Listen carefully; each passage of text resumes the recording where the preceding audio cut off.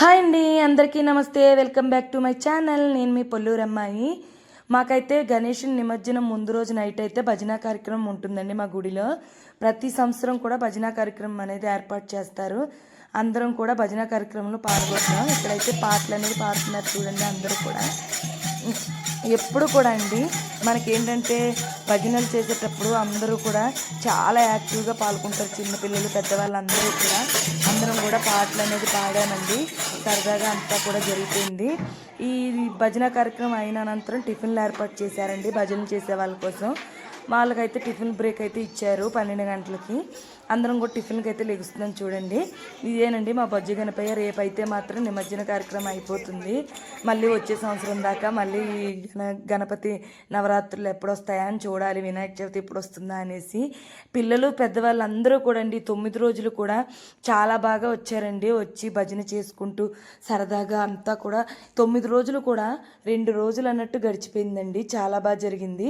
ఇక్కడైతే టిఫిన్లు అనేవి ప్రిపేర్ చేశారండి. అవన్నీ కూడా బల్లల మీద పేర్చేస్తున్నారు. అందరూ కూడా అంత రాత్రి అవుతున్నా కూడా మనకి 12 అంటే చాలా టైం అండి. సగం నిద్రలో ఉంటాము. అయినా కూడా అందరూ చాలా యాక్టివ్గా ఉండి ఆ భగవంతుడు ఇచ్చిన మనకి బలంతో మంచిగా భజన అనేది చేసామండి.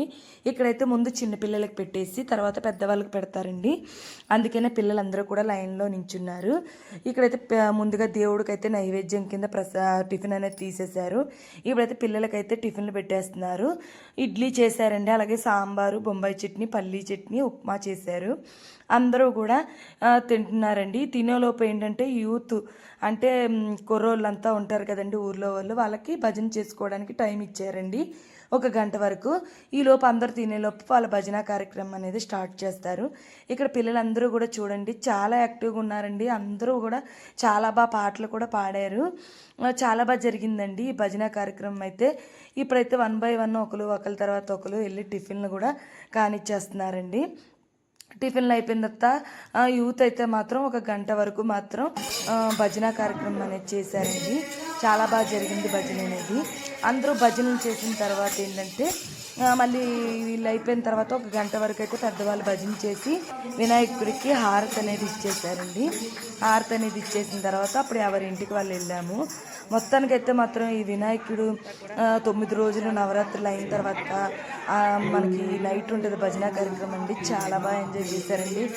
బొజ్జ గణపయ్య మనకి ఈ వినాయకుడు నవరాత్రులు అంటే ఎంతమంది అందరూ కూడా చాలా బాగా హెల్ప్ చేస్తారండి. ఇక్కడ వచ్చి మాధురి అండి అందరికీ వాటర్ అనేది పడుతుంది.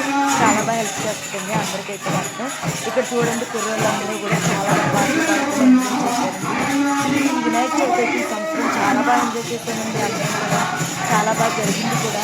వినాయకుడు నిమజ్జనం వీడియో కూడా పెడతానండి, అలాగే షార్ట్ వీడియో పెడతాను. ఎడిటింగ్ వీడియో కూడా కంపల్సరీగా వాచ్ చేయండి. అలాగే ఇలాంటి నా ఛానల్ని ఒక లైక్, షేరు, సబ్స్క్రైబ్ చేసుకోండి. మీరందరి సపోర్ట్ వల్ల ఇంతవరకు వచ్చానండి. అలాగే మీ అందరి సపోర్టు ఇక మీదట కూడా నా మీద ఉంటుందని ఆ వినాయకుడి దయ వల్ల మీరందరూ కూడా నన్ను ఇలాగే సపోర్ట్ చేసుకొస్తారని నేను మనస్ఫూర్తిగా అనుకుంటున్నాను. అలాగే నా ఛానల్ని ప్రతి ఒక్కరికి కూడా షేర్ చేయండి. Bye bye.